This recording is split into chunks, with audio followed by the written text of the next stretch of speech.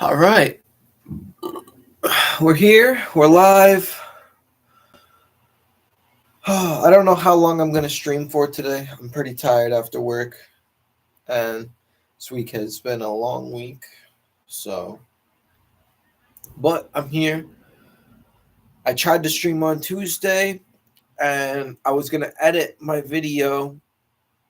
I waited 30 minutes so I could try to get more people active in the stream. And that didn't work. I wasn't able to figure out how to edit through YouTube, so I'm gonna have to download something to edit my videos before I post them. But it's all just silly crap. So it got copyrighted because I had music for a half hour. I was just doing chores around my house trying to get people in. But we're here now. No music. Just vibing. I'm alone today. I don't have any guests. I have a couple people in the works. We're trying to schedule sometimes to have a bunch of people come in and stuff, different topics and all that. But yeah, I'm here. I didn't really have a specific topic today. I can go into a specific topic if need be if we don't get anybody in the stream. I'm just kind of vibing out, kind of recap my week, I guess. For the most part, I've just been really working. Then, yeah, pretty much just working, man. I work a lot, trying to pay off bills and all that fun stuff. But I was going to say, I'm thinking about pulling up a topic, honestly, because I don't know if anybody's going to join.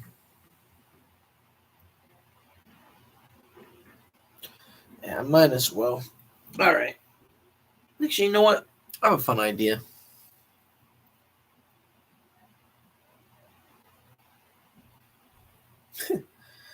Loser. Anyways, sorry.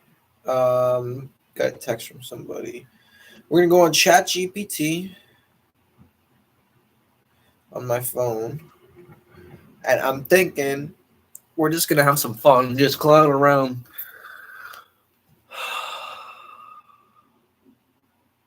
The question that everybody is dying to know.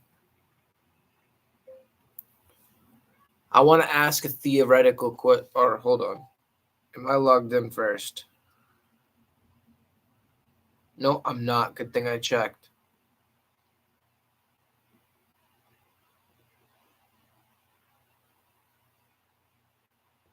Hold on one sec, guys. Sorry.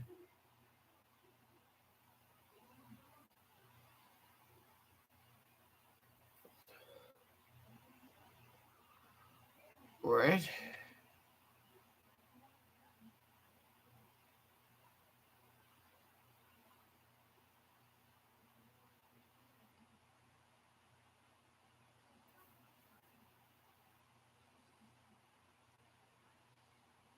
Sorry, guys. I'm trying to fucking log in. I don't know why it's...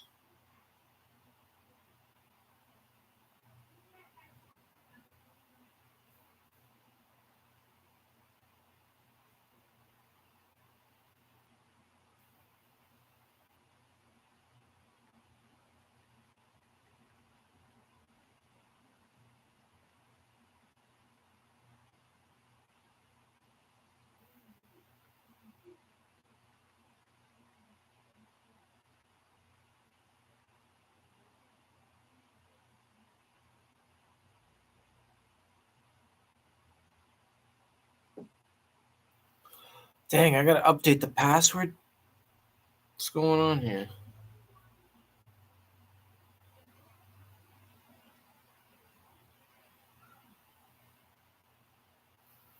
Nah, hold up.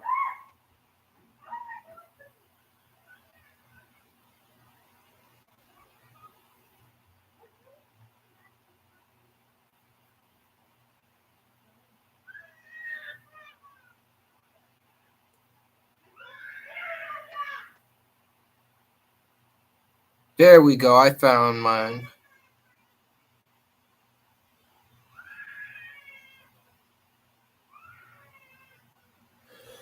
All right, cool. So, the question we're all trying to figure out right now. One man. So, let me ask it actually. I want to ask a theoretical question. Let's say one grown man was defending himself against an army of kids, period, ages 5 to 7, period. How many of those kids could one man survive against? Question mark. That's the real question we gotta ask, right?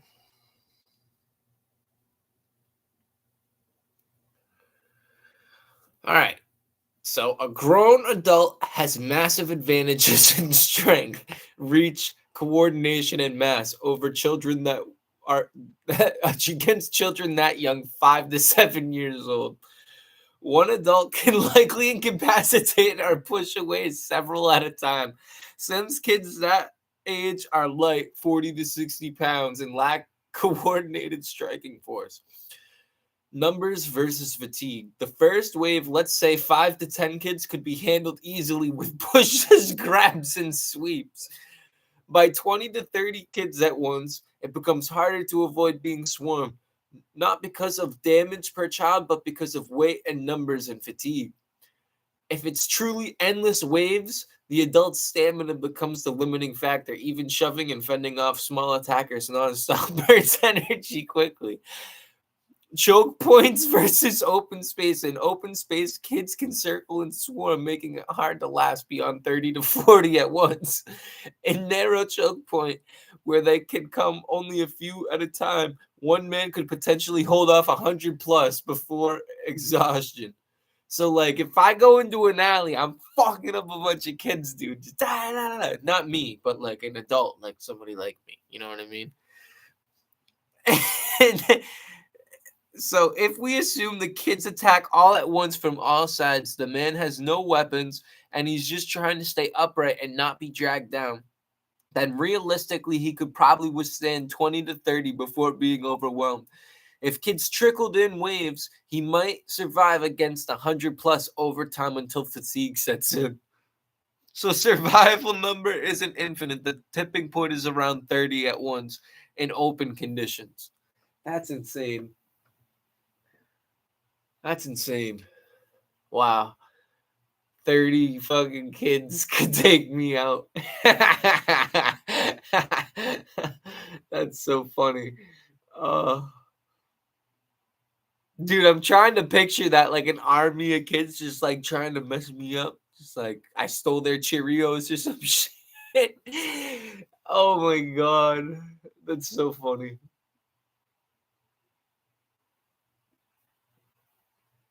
Hmm. How many children would it take to defeat a gorilla?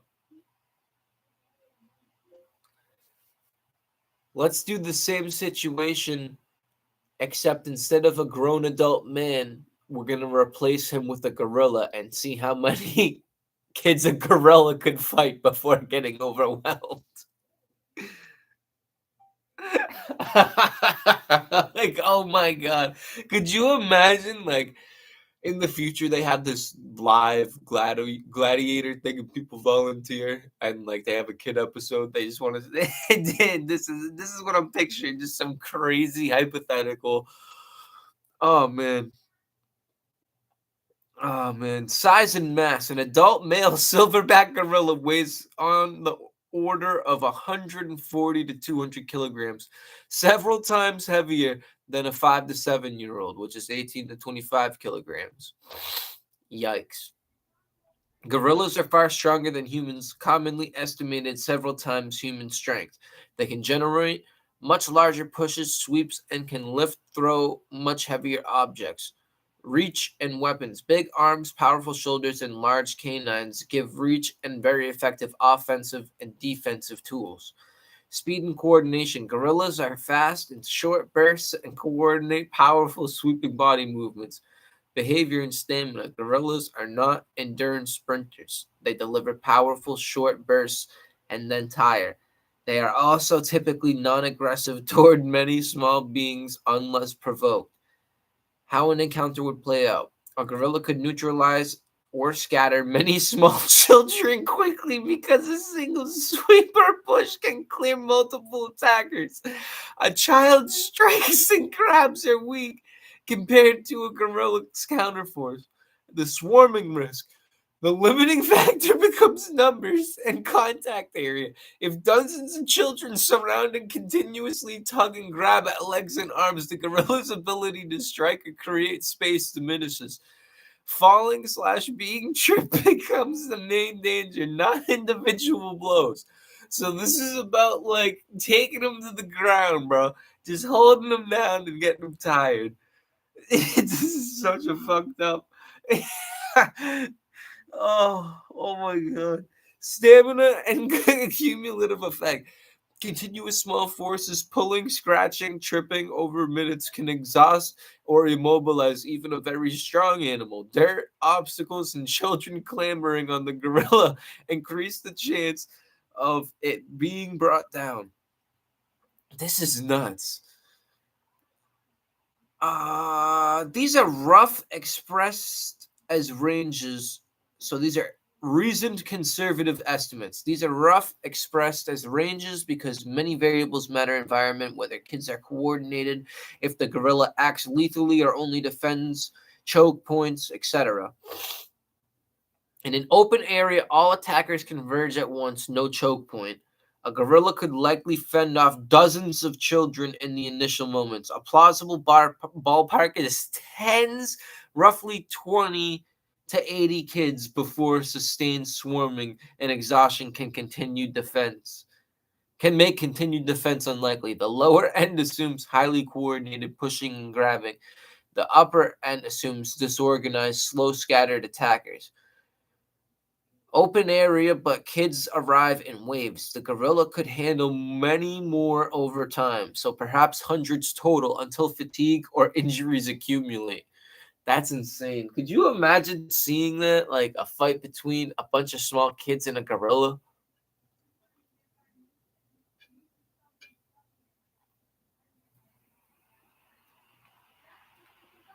I have an interesting question.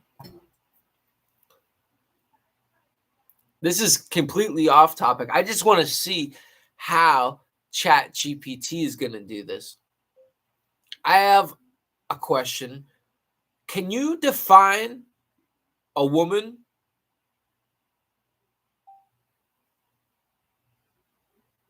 Sure, I can give you a few ways the term woman is understood, since it depends on context. Biological/sex-based definition. In biology, a woman is an adult human female. Typically, this refers to individuals with XX chromosomes, female reproductive anatomy, and secondary sex characteristics like higher estrogen levels. Gender identity definition. In social and physiological terms, a woman is anyone who identifies and lives as female.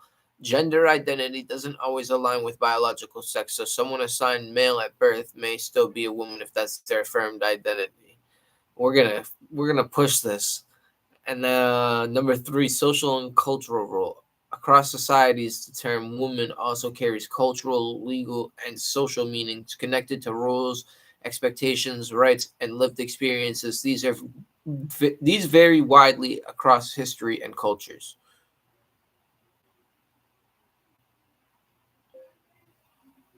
I think I disagree with you, period.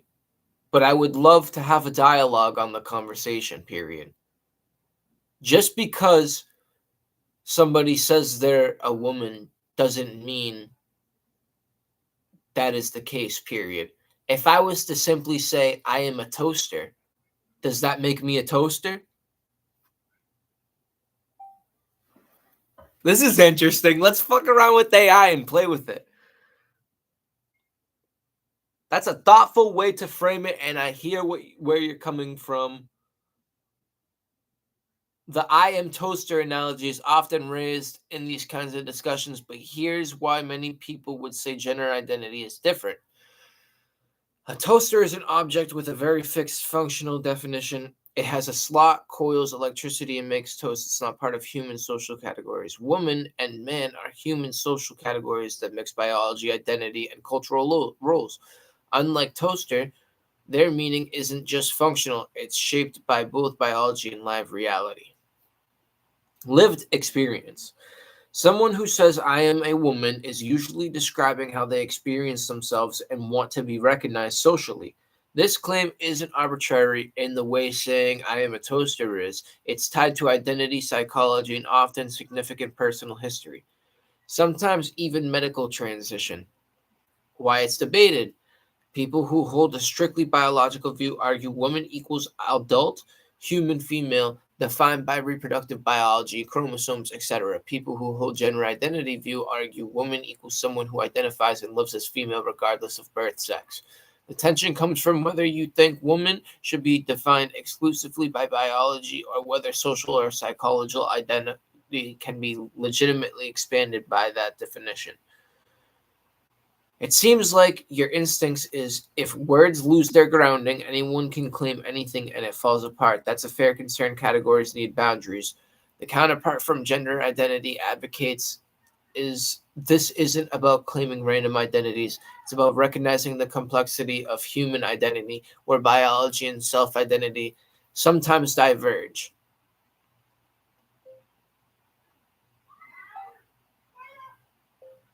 I understand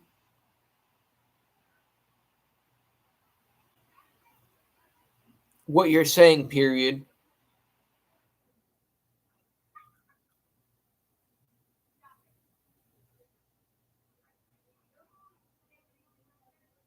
Let me ask you a question. Can you define what gender identity is? Question mark. And why someone might question gender identity, period. Question mark. At birth, we are told based on our XY chromosome or XX chromosome what gender we are, period. Does that mean that I am able to choose a different race, period? As a white man, can I now say I wish to be African American? As that's a human? Question mark. Yeah, let's push it. Let's push this thing. Let's break ChatGPT right now. We're breaking it. We're breaking it.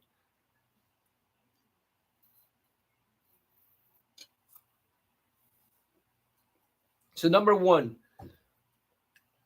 what is gender identity? So I asked it to define what that is because I want to know its exact definition.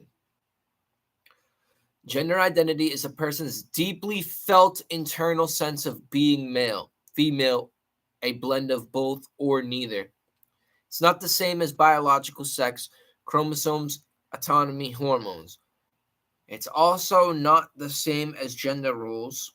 It's more about how someone experiences themselves and how they want to be recognized in society. So, one of the things I personally just right there, one of the first few sentences, I got to write it down because I'm going to break this thing today.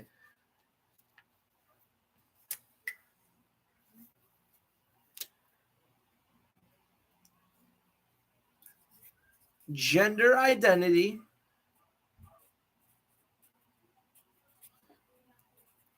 is a deeply felt, it's emotional, not logical. So right there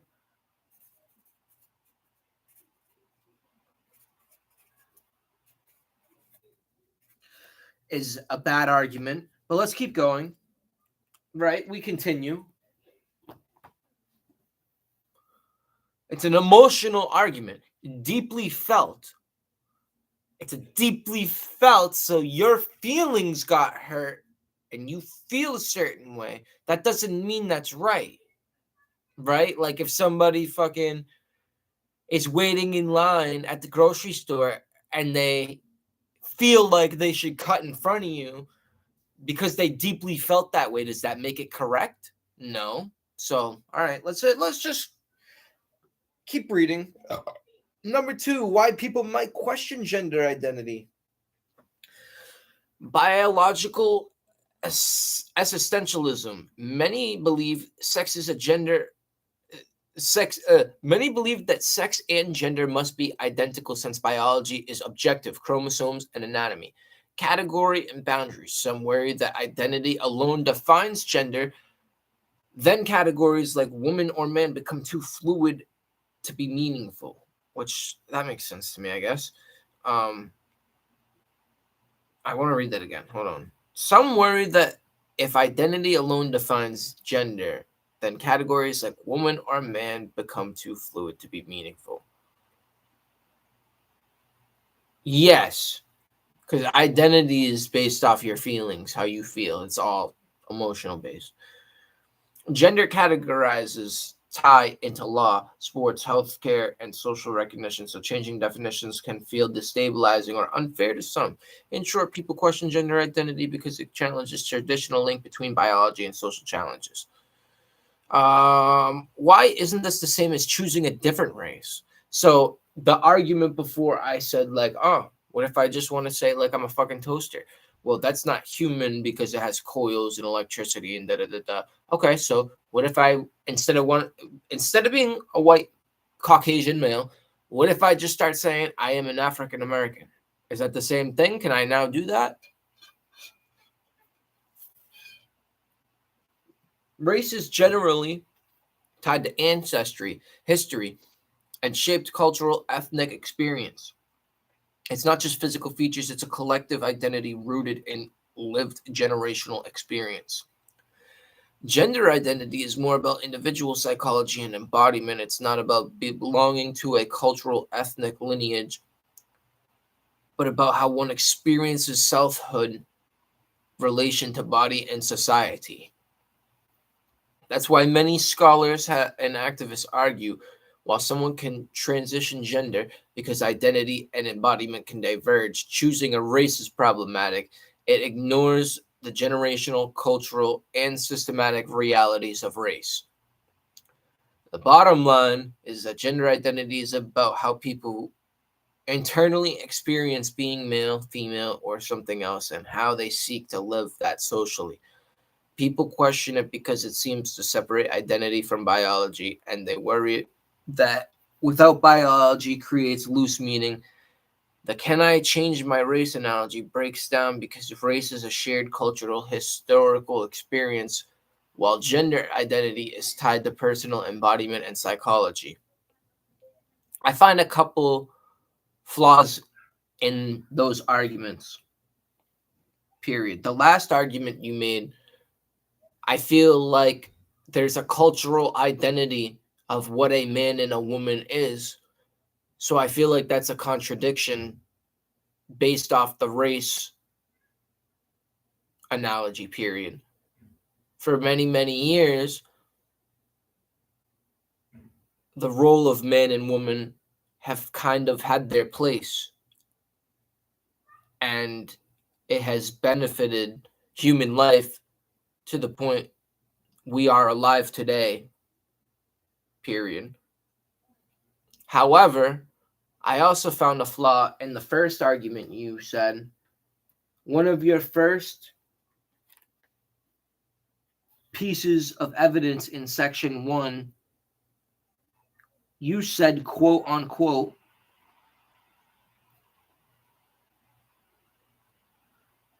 you said, quote, gender identity is a deeply felt, end quotation, quote. period. Deeply felt implies emotion over logic.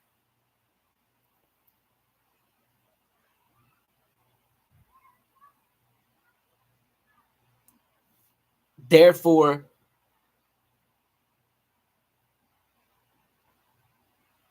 there are plenty of examples that show emotions can sometimes get the best of somebody, period.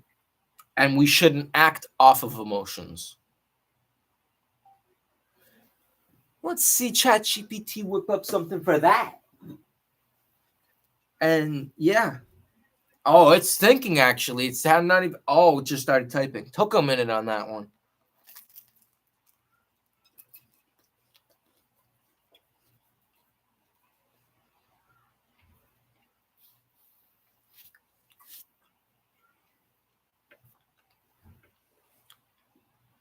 All right. Says, you're right that men and women also come with cultural roles. Provider, nurturer, warrior, caregiver, etc. That have helped societies function. That does not make gender partially a cultural identity, not just biological. But here's the difference many philosophers point to. So for race, the identity is anchored in ancestry and shared historical experience. You can't enter or exit that history by personal decision. Gender, while it also has cultural expectations, it is more closely tied to individual embodiment and psychology. For example, a trans woman doesn't claim to have grown up with the female culture experience. She claims her internal identity and body alignment differ from her assigned sex. So yes, both have cultural aspects. The key distinction, I'm about to write some stuff down. The key distinction is that gender is often argued to be biologically embodied and personal, while race is ancestrally inherited and collective.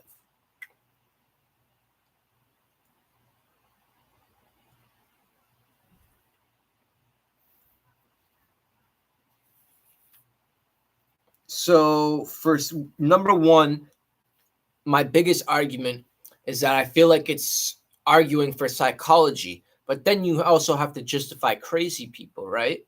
And people who are doing crazy things and have psychological issues. Like, can you not? Okay, let's say I hear voices in my head and I just start fucking stabbing people in the street. Does that mean that that's okay just because, oh, it's the psychology of his brain? No, it fucking doesn't. So psychology over ideology, I guess, is going to be the first kind of like, and I'll break that down.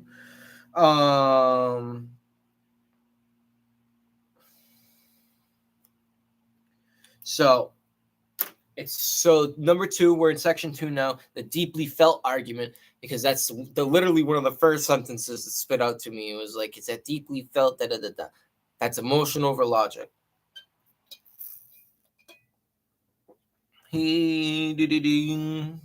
Okay, that's a sharp observation. Deeply felt does sound emotional, and emotions can mislead us.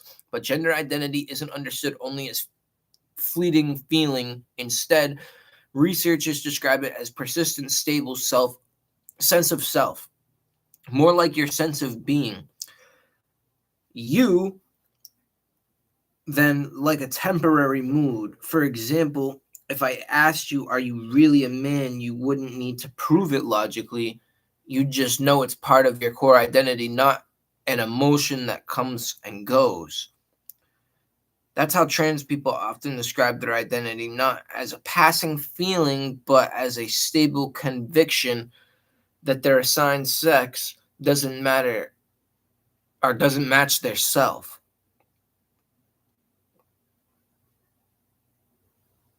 Uh,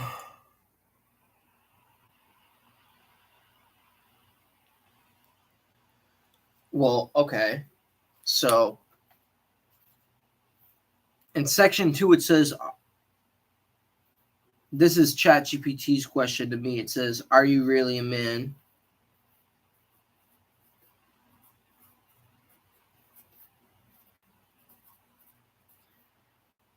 And I'm going to say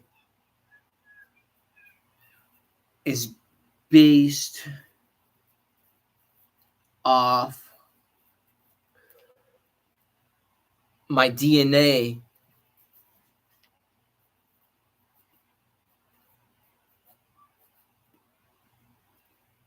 I've met plenty of girly dudes.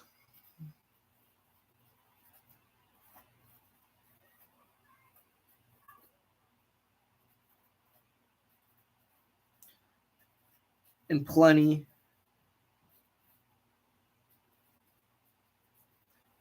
of manly woman.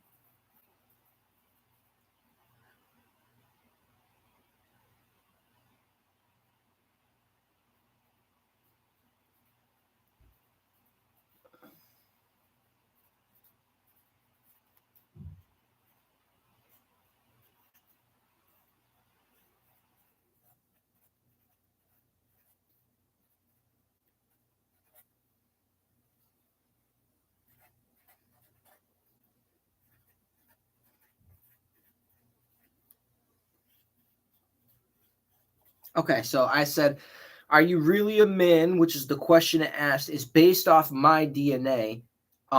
That's how I define myself as a man. You can't just be like, it's the way I feel. No, I have a dick between my legs and I have an XY chromosome, not two X chromosomes, so I'm not a woman. Okay. And I noticed somebody came in. I'm glad to see you. How are you? So in my head, I'm like, this is based off my own DNA. It's not an ideology based off my brain. And then the way I support that right now is I'm saying I've met plenty of girly dudes and plenty of manly women.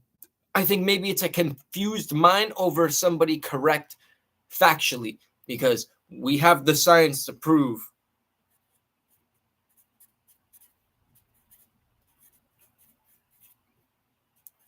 DNA.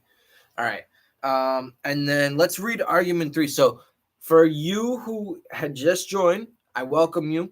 My goal is to have an argument with ChatGPT on so this all started. I asked ChatGPT to define a woman. And now I'm arguing with ChatGPT because now I'm getting frustrated. This thing is very biased for no reason, because I personally think I know the answer to this whole fucking problem. But let's keep going. Let's keep going. So its third argument, it's saying that I am saying if we build categories on emotion, they might not be reliable. That's fair, and many people share that skepticism. Advocates respond, it's not about raw emotion, it's about a person's stable sense of self, which they argue deserves recognition even if it doesn't align with chromosomes. It seems to me your concern is about maintaining stable logical categories for society, not letting shifting feelings redefine them. It's a valuable perspective in the debate. I actually have a couple points that I would like to bring up on what you said. In argument 1, I feel like you're trying to have an argument psychology over ideology, period.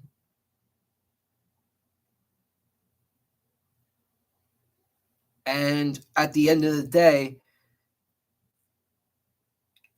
just because somebody thinks about themselves one way doesn't make it true, period.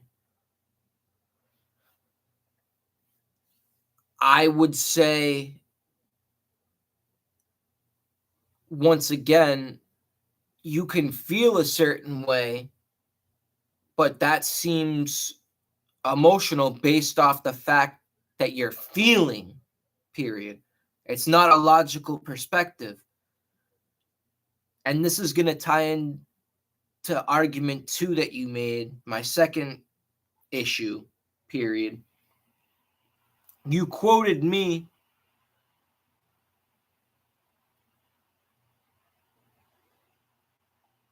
It did not quote me. My apologies. What it did was it asked me a question. You asked me a question. Are you really a man? ... There was more to the question. And you started explaining, but I feel as if you're wrong, period.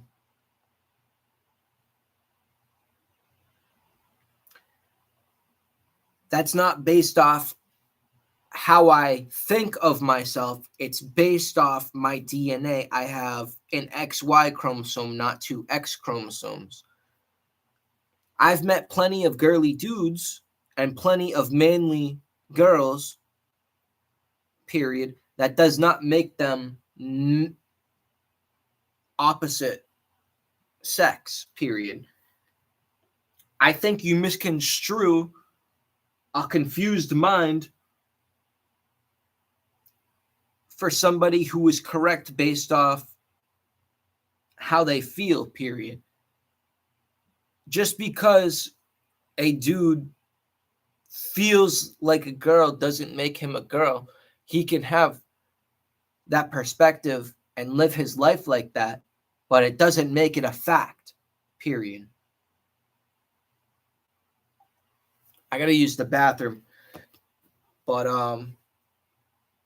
let's let it think real quick because it's loading.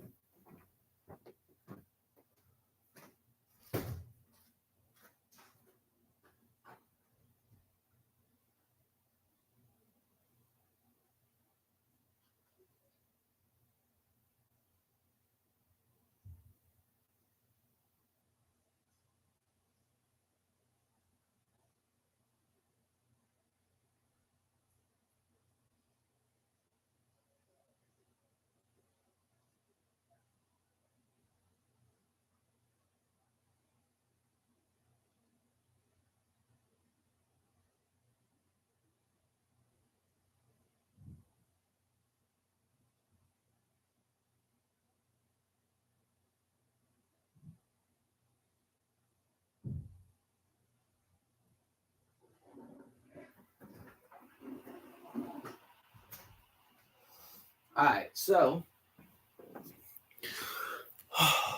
let's see what we got going on here.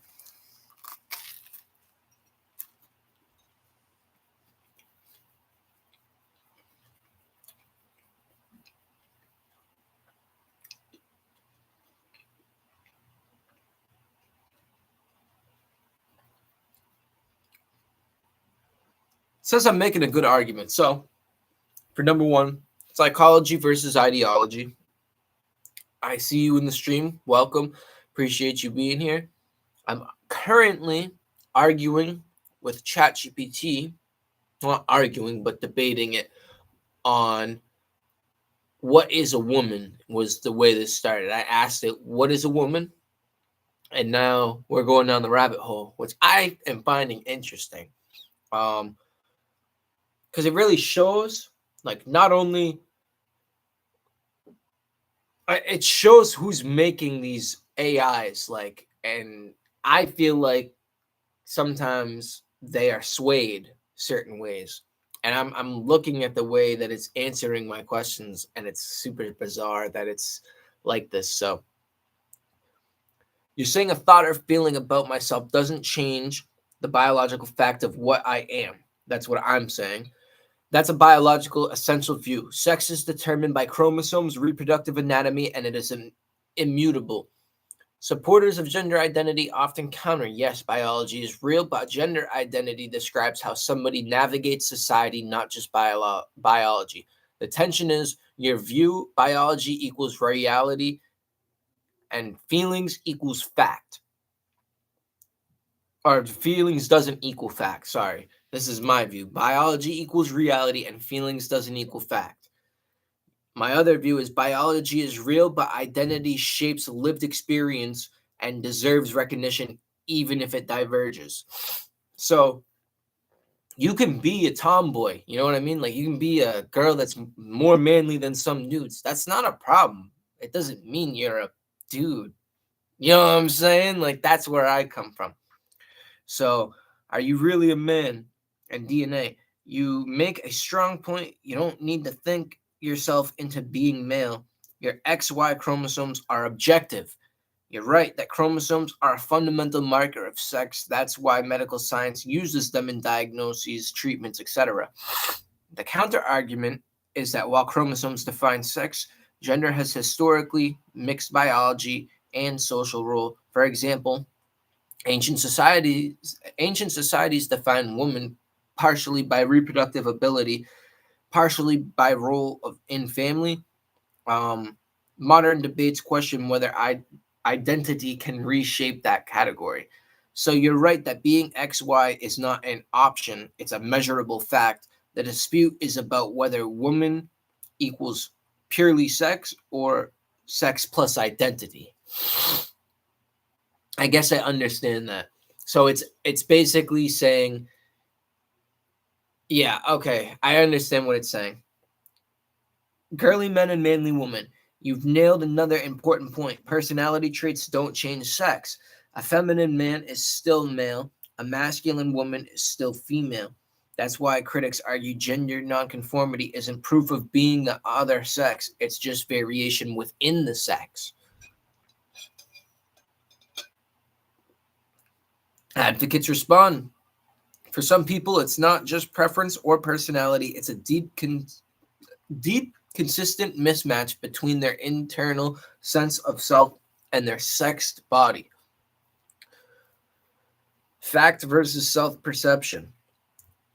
You said just because a dude feels like a girl doesn't make them a girl. That's the core of the disagreement. Your side, facts, chromosomes, anatomy, and the other side, facts of biology exist. Category. So it's basically just repeating itself. What I'm pointing out is the risk of confusing emotion, identity with reality. That's a strong logical critique, and many people agree with you. The counterweight is for trans people, their identity isn't seen as just a feeling, it's seen as a persistent, stable reality of self, even if biology doesn't align. Would you like me to outline how different groups, medical, legal, philosophical, try to balance biological fact with identity claims? For example, medical science treats sex as fixed, but gender identity as relevant for care. That might give us a clear sense of where the line drawn is practice. I was going to say, so where do we draw the line? I guess that is the best next option. Yeah, I want to figure out where the line is drawn, period, because at the end of the day, I still disagree with you, and I want to see where you draw the line so I can try to break your argument.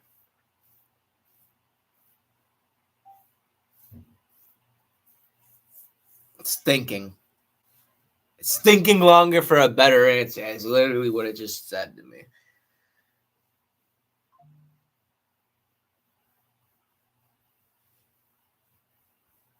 I was going to say, yeah, we need to know where the line crosses. Like, because hospitals will still treat you as a man or a woman based off your chromosomes, but mental institutions will look into that and be like, oh, okay.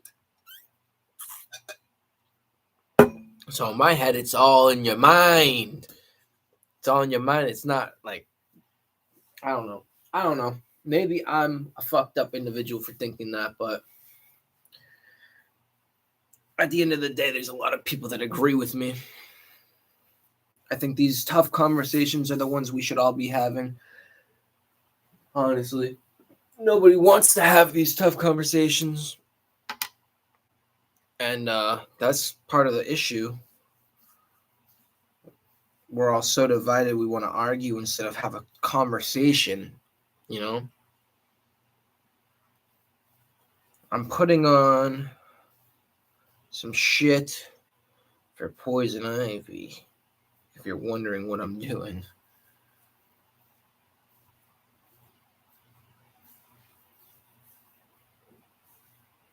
I have it on my leg, which sucks.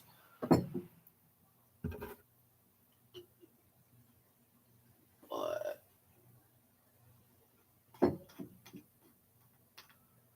all right.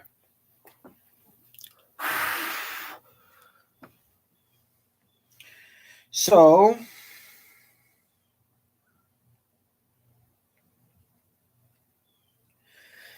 this is a short summary. So sex equals biological attributes, chromosome, gonads, hormones, anatomy. Many bodies fit the typical male or female pattern, but a small percentage are intersex. Gender equals social slash physical, social slash psychological identity and roles, how people experience and present themselves. Distinct from sex, institutions treat gender identity as real for many legal and health purposes. Where the line is drawn depends on context. Different domains use different rules. Okay.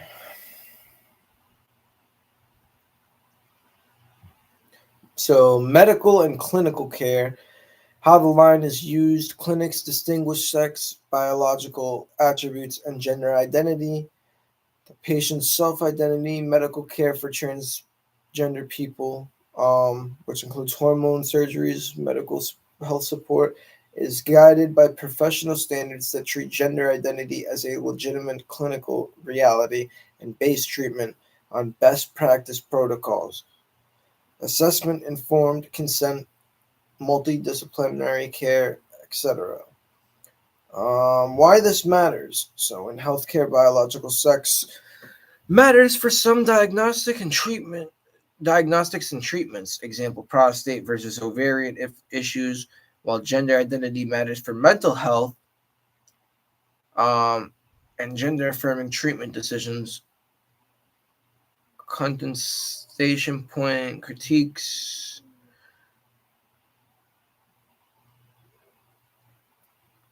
Hold on one sec. For medical, comma, you make it sound like a mental illness, period. Doesn't that mean that the brain is in crisis in a sense, period? Going through something that needs to be treated, period? What if somebody is going through the idea that they're super fat and that they hate their body? Does that mean we should confirm that, yeah, you are fat and you should probably cut off all the fat on you, period? Or does that mean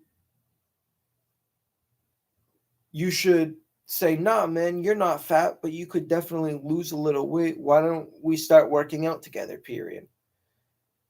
In argument two,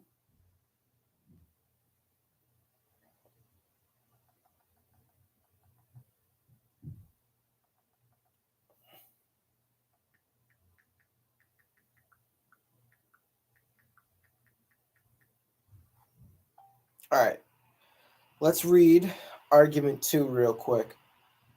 So,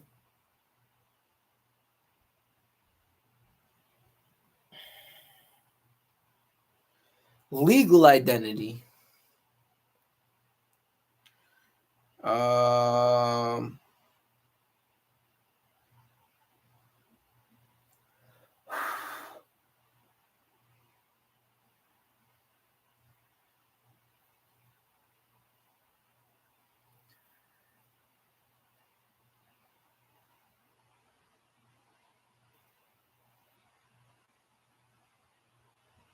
Oh, okay. So for IDs and passports, even if I say today, like, oh, I'm a female now, I can't change that on my ID and my passport.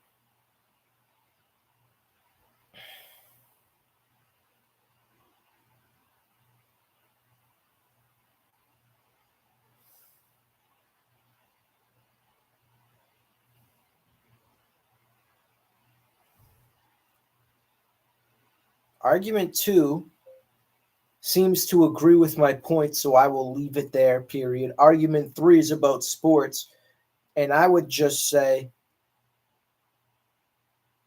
because of the fact that they are getting hormones, either estrogen or testosterone, that is basically like a drug, period. Does that mean that we should allow people to start using steroids, period?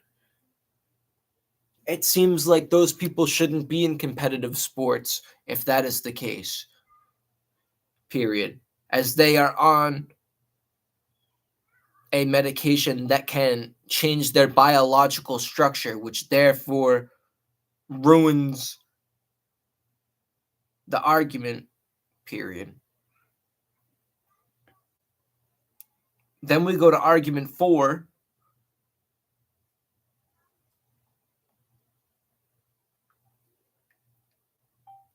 And let's read what argument 4 is, guys. I think I'm holding strong points. I'm fighting the robots, dude. I'm doing it for people like you. People like you. Sorry, it's rude to point. I'm doing this for all of us. I'm taking, dude, not all heroes wear capes. Some just wear Snoop Dogg shirts. What can I say? It's pretty crazy.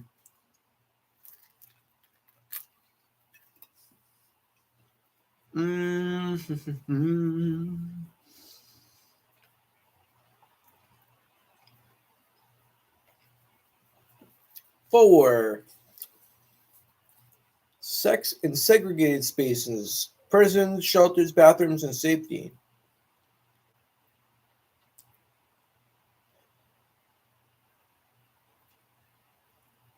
Okay, so they prioritize gender identity in like prisons, shelters, bathrooms, to reduce transphobic harm, while some carve expectations for safety or privacy in high-risk settings. This remains a highly contested case-by-case policy area. Why this matters: people worry about safety, privacy, and fairness, and institutions balance competing harms.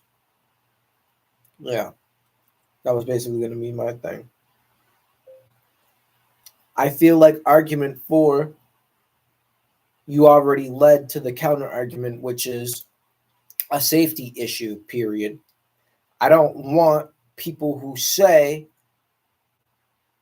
they are a woman but biologically a man going into the ladies' changing room at Old Navy, period. That puts my potential wife in the future and my potential children in risky situations, period.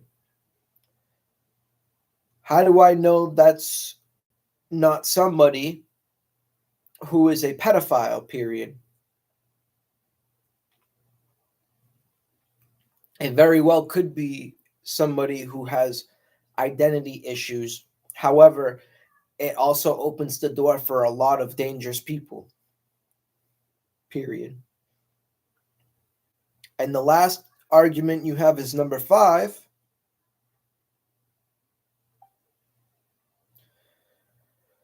Population statistics, research, and sex-based protections.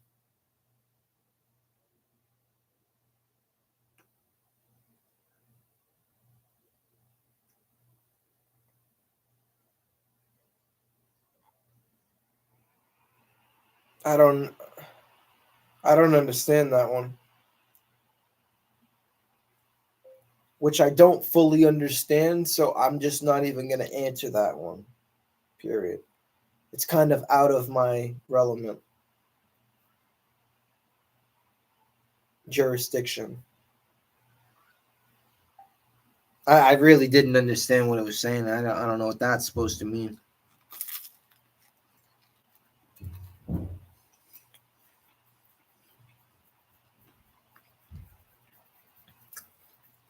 If gender dysphoria is psychological distress, isn't that a sign that the brain is in crisis and needs to be treated like other body image issues? Historically, yes, the DSM psychiatric manual used to classify gender identity disorder as a mental illness. Today, it lists gender dysphoria instead. The distress caused by the mismatch between sex and gender identity. The key difference from your analogy: if someone with body dysmorphia thinks they're obese when they're not, therapy challenges that false perception. But for trans people, studies show that affirming care, hormones transition usually reduces distress, depression, and suicide risk. In other words, treatment affirms their identity because the mismatch is persistent, not a delusion. Your counter is strong, but it highlights the tension. Hold on. In argument one,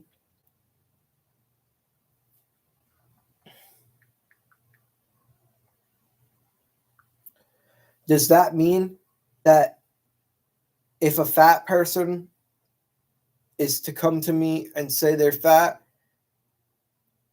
I should be giving them more Twinkies and cheeseburgers?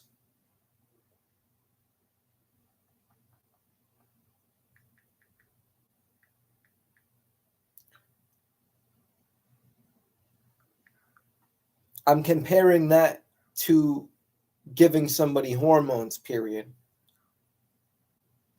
You could even compare it to giving the fat person crack to make them skinny, period. It also changes how you think as well because it is a drug at the end of the day, period. We're going to go into argument two now.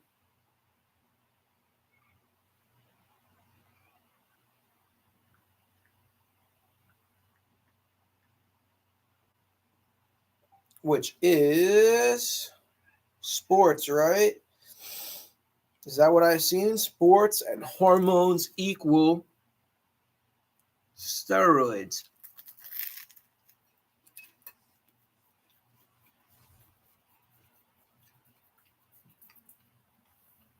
So, my argument: hormones are basically drugs that alter the body. Isn't that like doping? Shouldn't that disqualify somebody from competitive sports? This is one of the toughest, most hotly debated issues. You're right, testosterone or estrogen shifts performance potential, and regulating this fairly is very complex. Sports bodies like the IOC iconically used hormone levels as criteria, but critics say this doesn't erase male puberty advantages. Bone structure, lung capacity, etc. That's why many federations are now restricting trans women from elite female categories. So your pushback lines up with current trend. Even sympathetic institutions are moving towards biological advantages rules because hormones does not equal a level playing field.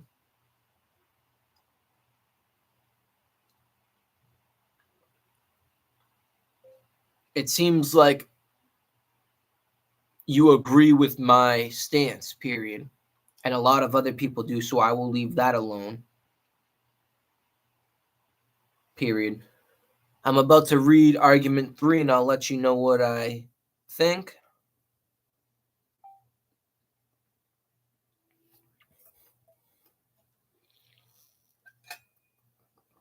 Safety in sex-segregated spaces.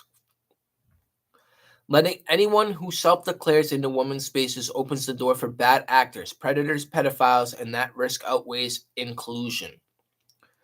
This is exactly the concern policymakers wrestle with. Advocates argue trans people are more often victims than perpetrators, and B, most predators don't need to pretend to be trans to commit crimes. But your concern is logical. Rules should minimize opportunities for predators.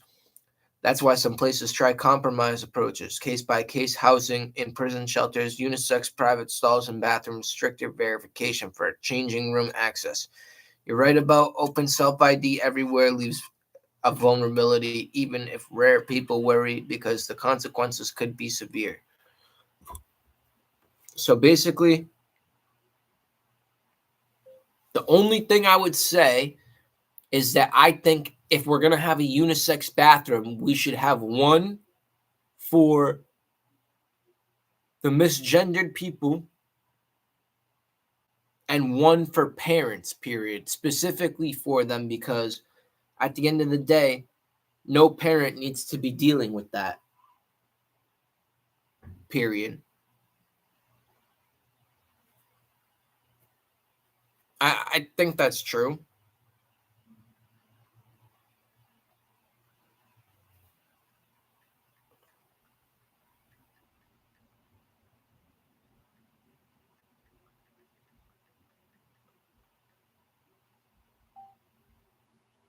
And then population stats.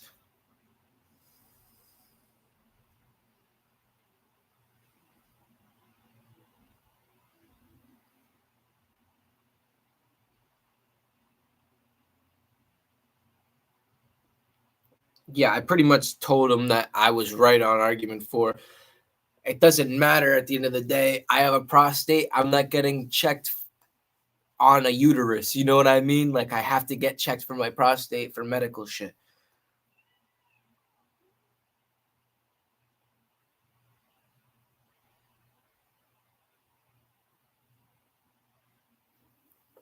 Um,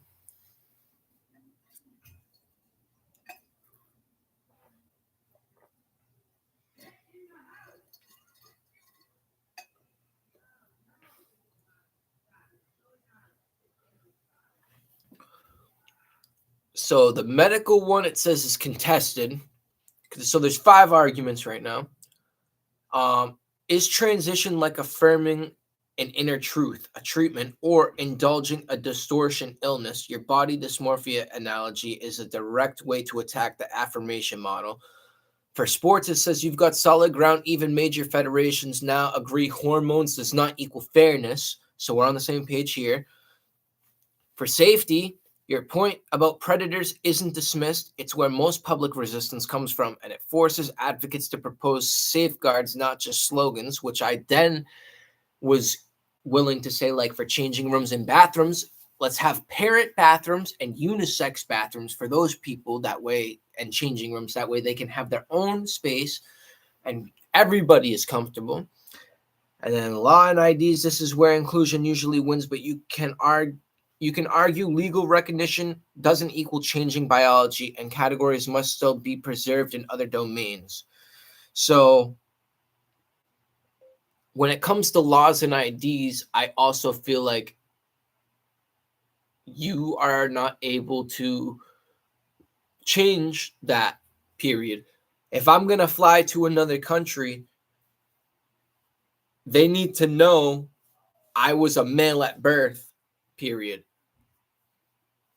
That almost feels like a spy, period. Back in the day, they used to change your identity and send you to another country to get information that could lead to people with gender identity issues getting hurt in the future, period. So I would really love to hear that argument as well. I am indeed sorry. I'm here. I am live. I'm arguing with Chat GPT Jesus. I'm arguing with Chat GPT about transgender ideology.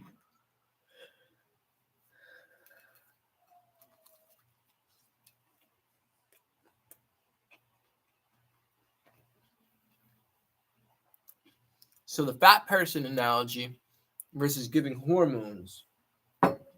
The short version, the analogy catches an important worry.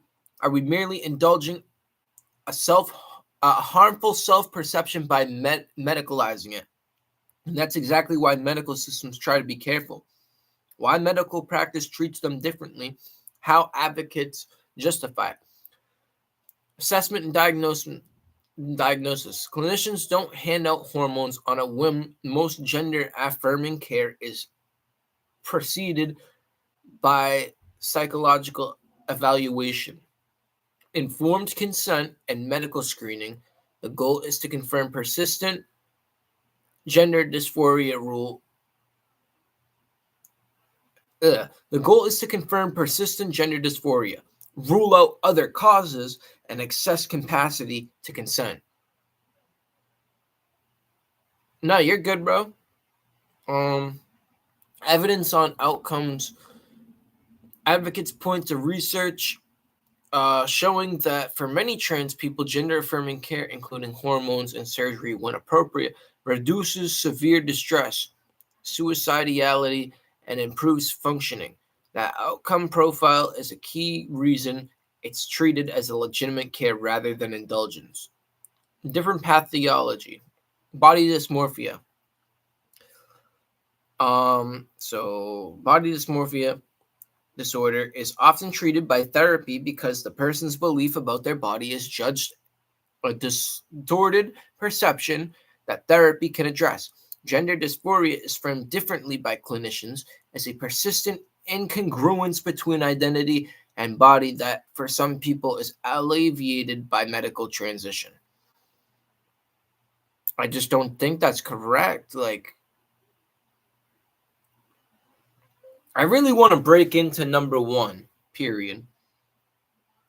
Let's say we have a fat person once again, and I give this person a bunch of pizza and a bunch of cheeseburgers and keep making them fat. However, I also make them go to the gym every day. Period.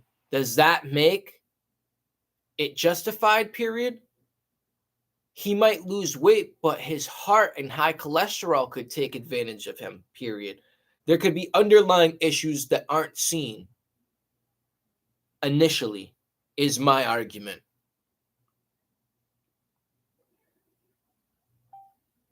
Right? Like,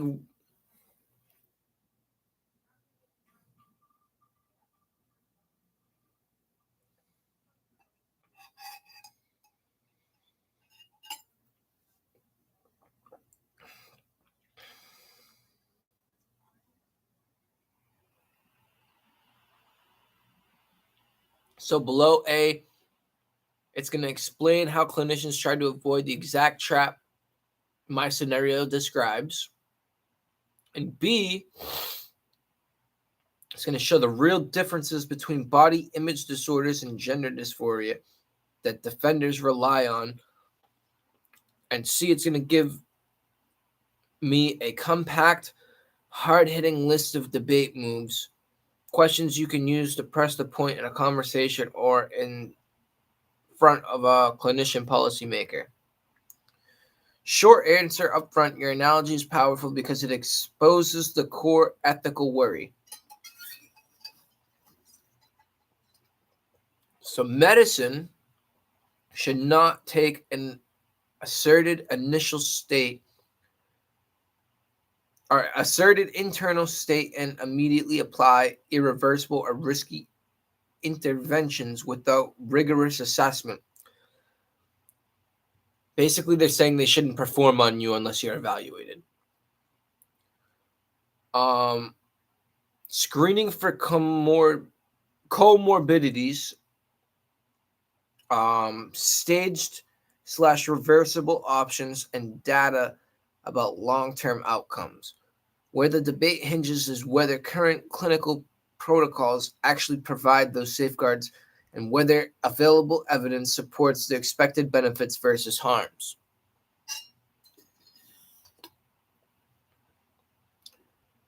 So this is a couple ways they try to avoid my argument. So thorough assessment. Most modern protocols require psychological evaluation to confirm persistent, consistent gender dysphoria and to screen for other causes, major mental illness, body dysmorphic, transgender, trauma. The goal, don't treat transient or psychosis-driven beliefs the same as persistent identity. So then I guess the next question is, how are you defining the two differently? Like, what makes those two? Why are you defining one way and one another? I guess that really is what it comes down to.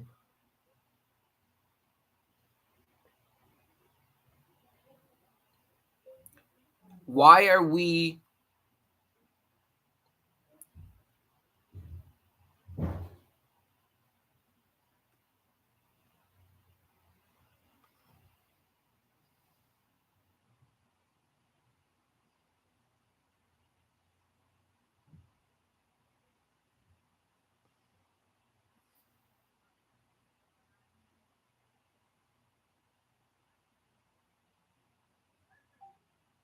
hold on. Sorry guys, I lost my spot.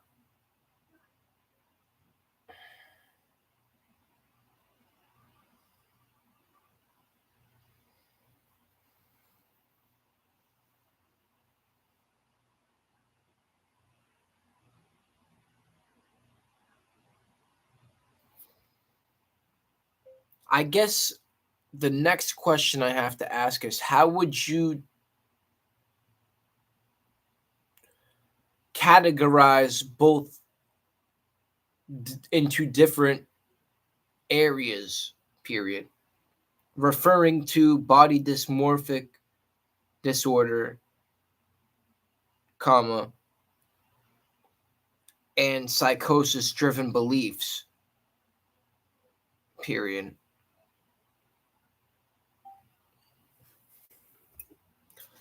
Because clearly there's a difference, and I want to know how exactly they're defining that. So are you having psychosis, or are you genuinely having like a body dysmorphic sense to you? And even then, that doesn't mean you're correct. A lot of women get body dysmorphia, but that doesn't mean they're ugly or fat. It's just the way they perceive themselves. We don't make them go to the gym if they think they're fat and fucking make them work out even more. You know what I'm saying? Like, oh, like,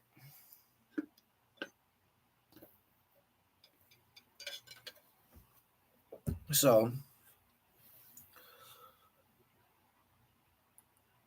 core definition: a psychiatric disorder where someone is preoccupied with a perceived defect in their appearance, usually minor or unnoticeable to others. BDD, body dysmorphic disorder. Core definition of psychosis-driven beliefs. Psychosis involves a loss of contact with reality, delusions, hallucinations, disorganized thought. So if one person is to have XX chromosomes, but they claim to be a man, couldn't you call that an example of a delusion? Therefore, could be a schizophrenic person, period. I don't understand how these two definitions are different. I do believe that they have a body dysmorphia disorder, or BDD. However, I don't believe you can differentiate these two based off of the description you gave me. Period. Is there a better definition for the two illnesses I just gave you? I'm fighting a robot right now, dude. Not all heroes wear capes. Some just wear Snoop Dogg shirts. You're welcome, guys. I'm doing this. I'm asking the real questions that nobody else wants to ask.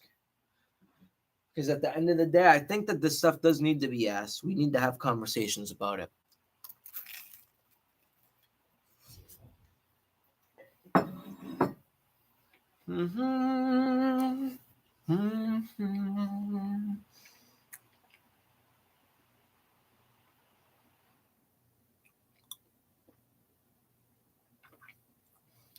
So delusion, psychosis, the clinical definition. A delusion is a fixed, false belief, not consistent with cultural norms, not correctable by evidence or reasoning, usually bizarre or part of a larger break from reality. So, one example is someone believes their stomach is filled with alien chips.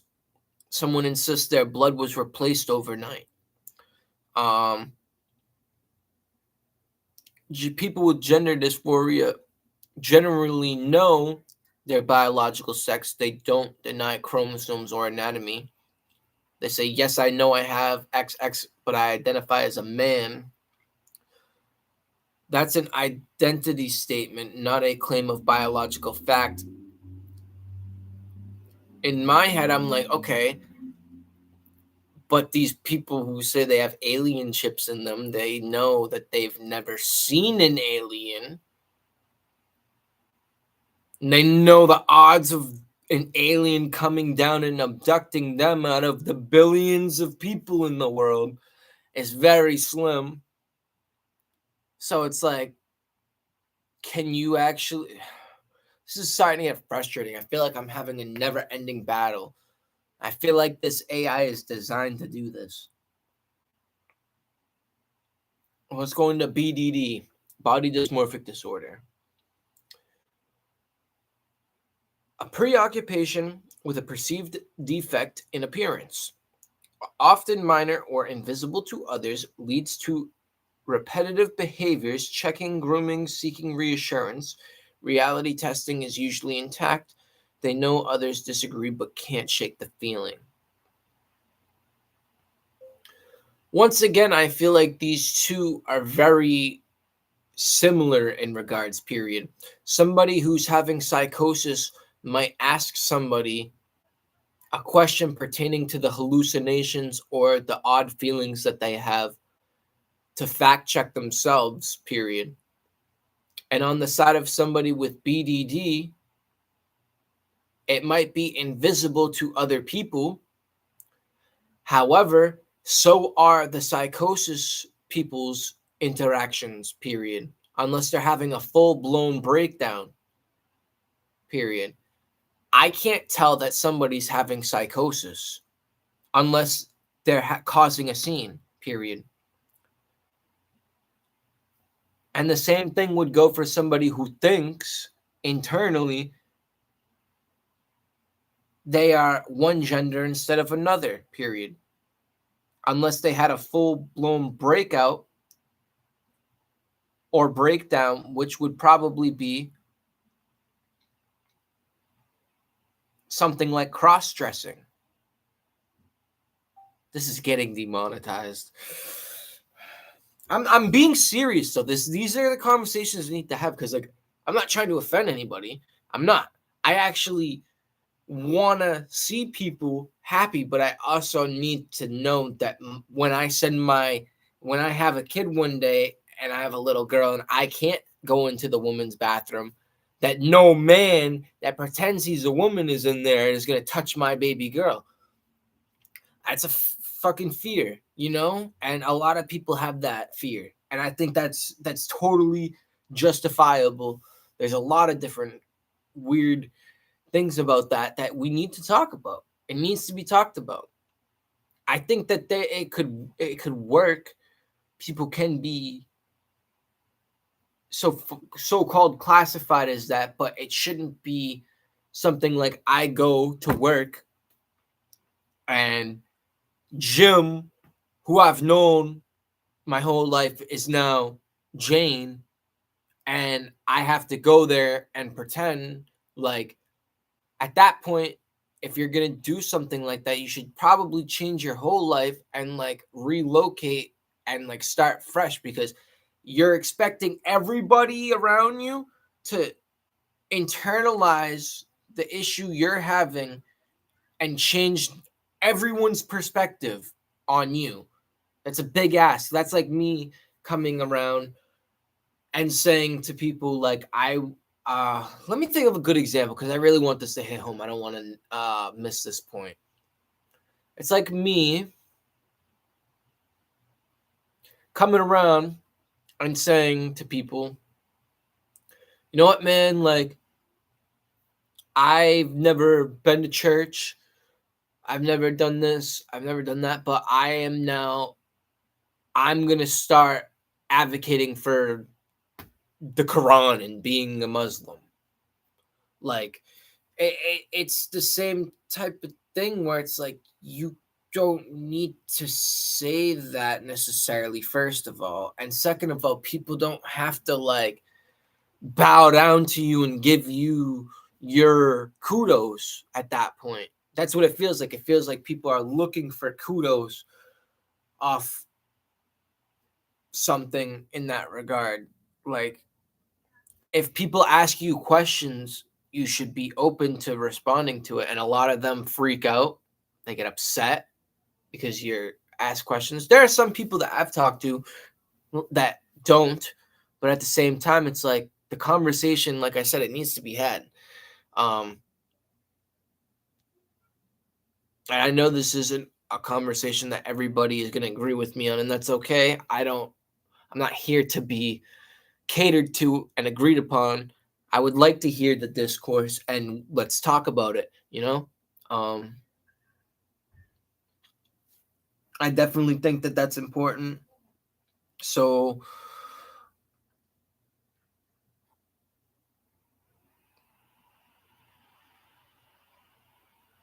a person with BDD can appear normal until you learn their private obsession. A person with psychosis might seem fine until a delusion surfaces in conversation. A person with gender dysphoria may look typical until they disclose their identity. Internal mismatch. Each case involves a subjective experience that doesn't line up with external observation. Fact-checking behavior. As you said, psychotic patients sometimes seek reassurance. Do you hear the voices too? BDD patients seek reassurance about their look. Trans people may ask if they're passing or seek validation of gender identity. All three involve tension between inner conflict and external reality or feedback. How psychiatric separates them. On paper, it says in parentheses. So it's not even like it's on paper. Like, oh, okay. Okay, you had to say that in parentheses. But let's keep going because I'm breaking this fucking robot right now. All right? The difference aren't obvious. Jesus Christ. I botched that one. My apologies. My mouth is getting a little dry.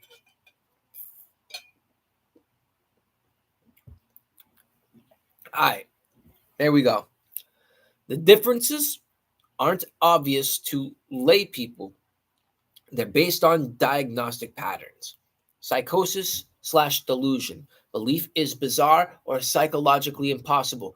Implanted chips, organs replaced is like some examples, like, I don't know. They're just saying like, oh, like the aliens, they put chips in my body. That's a form of psychosis and delusion.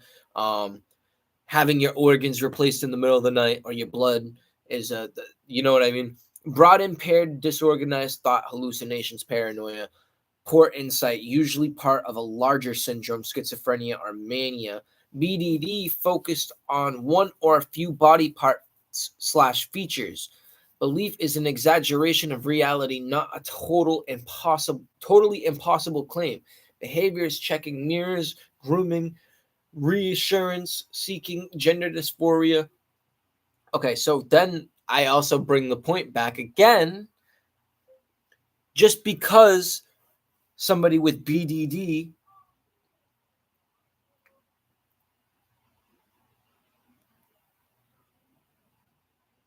has gender dysphoria,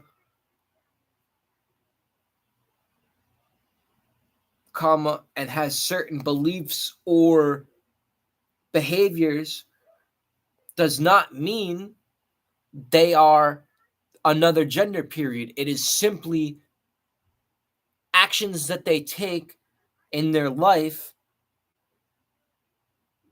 to give themselves a certain amount of happiness, period. It does not change their DNA, which they were born with and hospitals recognize, period. They will still have either issues with their prostate when they get older, or they will have issues with their uterus, period. Just because you claim another gender doesn't make that different. And I don't think me and you are going to have a agreeable discourse at this point, period. I think a lot of the points you bring up are very much able to be torn down, period. And I would like you to make a final argument for yourself before I turn off my podcast, since I've been going for an hour and a half.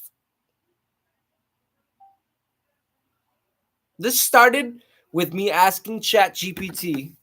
I said, how many 5 to 7-year-old children could a grown man beat the shit out of before it was fucking a problem?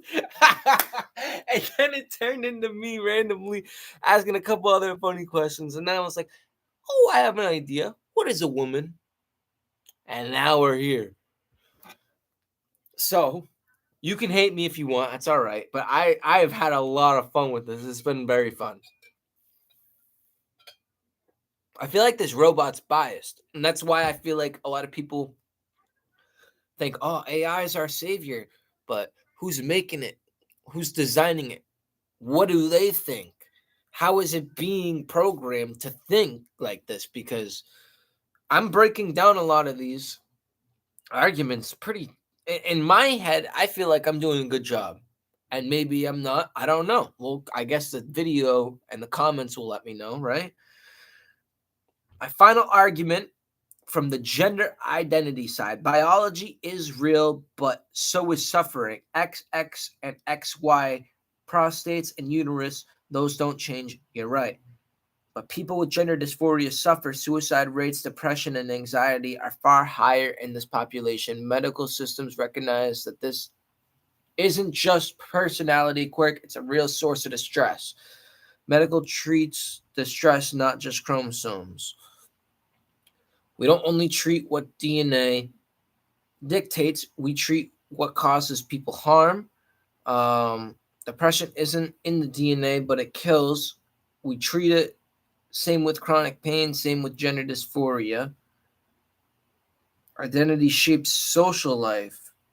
Biology determines whether someone will get prostate cancer or need pap smears, absolutely. But identity determines how someone is perceived, treated, or integrated socially. That's why institutions often acknowledge gender identity, not because it rewrites DNA, but because it reduces isolation and harm in lived daily life. I agree to a certain extent. Okay, so recognition. So number 4, recognition doesn't equal erasing biology. The best argument for gender identity is that recognizing someone as they see themselves doesn't mean denying medical fact. It means meeting both realities at once.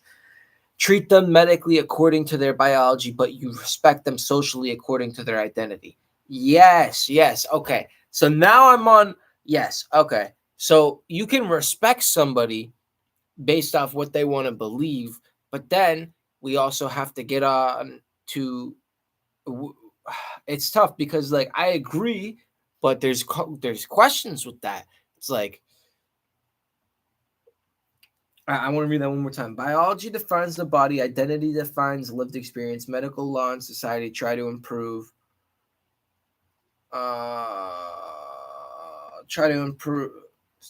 Medical law and society try imperfectly to address both gender identity, don't erase chromosomes or organs, but neither. Where was it? Treat them medically according to their biology, respect them socially according to their identity. That's what treat them medically according to their biology. Yeah, because you have to give people the best treatment. If I'm a dude and I say, oh, I'm a female, that doesn't mean magically I have a uterus. I still need to get my prostate exam at the end of the day. Okay, so we need to give people the best healthcare to make sure people are healthy. I agree with that. Respect them socially according to their identity. I I agree with that to an extent. This is where I'm going to get people that are mad at me. I still feel like yes, you should be gentle with people like that because clearly they're going through things, That's probably really tough to wake up every day and be like, I feel more like a woman than a man. I don't know what that's like. I will never know what that's like, unfortunately. However, I would say